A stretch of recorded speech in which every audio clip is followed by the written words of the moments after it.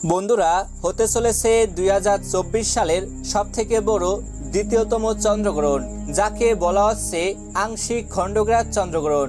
রীতিমতো এই চন্দ্রগ্রহণকে কেন্দ্র করে কৌতূহলের সাড়া পড়ে গিয়েছে গোটা বিশ্ববাসীর মধ্যে। বলা হচ্ছে টানা 5.5 ঘন্টার মতো স্থায়ী থাকবে এই গ্রহণটি, আর যা সূতক সময় ও প্রভাব থাকবে খুবই কার্যকরী।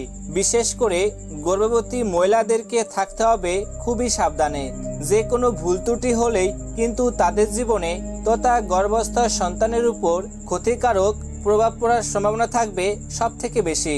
আজকের এই ভিডিওটিতে আমরা এই চন্দ্রগ্রহণটির সঠিক সময়সূচি, কখন কোথায় দেখা যাবে এবং গর্ভবতী মহিলাদেরকে ঠিক কি নিয়মকানুন মেনে চলতে হবে, আদৌ মেনে চলতে হবে কিনা, বিস্তারিত সকল কিছুই জানিয়ে দেব আজকের এই ভিডিওটির মাধ্যমে। তাই ভিডিওটি না টেনে শেষ পর্যন্ত দেখার চেষ্টা করবেন। আশা করি একটু হলেও আপনাদের উপকারে আসবে। আর হ্যাঁ, কে কোন জেলা থেকে এই ভিডিওটি দেখছেন তা এক্ষুনি আমাদেরকে কমেন্ট করে জানান। তো চলুন এক নজরে দেখে নেওয়া যাক। বছরের এই দ্বিতীয়তম চন্দ্রগ্রহণটি চলাকালীন গর্ভবতী মহিলাদেরকে বিশেষ করে কিছু সাবধানতা মেনে চলতে হবে। যেমন উন্মুক্ত স্থান, অর্থাৎ গ্রহণ চলাকালীন সময়ে গর্ভবতী মহিলারা ও শিশুরা ভুলেও উন্মুক্ত স্থানে যাবেন না এবং সূর্যের আলো যেন এ সময়ে গায়ে না পড়ে এ দিকটা মাথায় রাখবেন।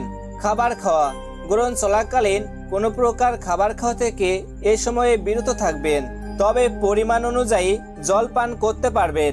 এ সময়ে কোনো প্রকার কাটাকাটি বা সেলাই ফোড়াই থেকে বিরত থাকবেন।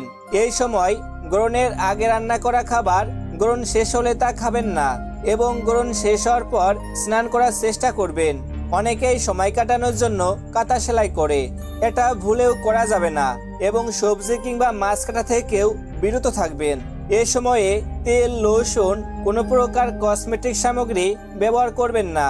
এই গ্রহণটি দেখা যাবে ইউরোপ, আফ্রিকা, উত্তর আমেরিকা, দক্ষিণ আমেরিকা, এশিয়ার কিছু অংশ, প্রশান্ত মহাসাগর, আটলান্টিক, ভারত মহাসাগর, আর্কটিক এবং অ্যান্টার্কটিকা থেকে।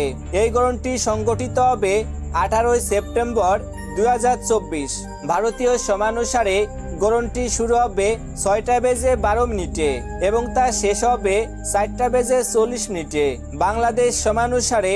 গ্রহণটি শুরু হবে 6:32 এবং তা শেষ হবে 5:10।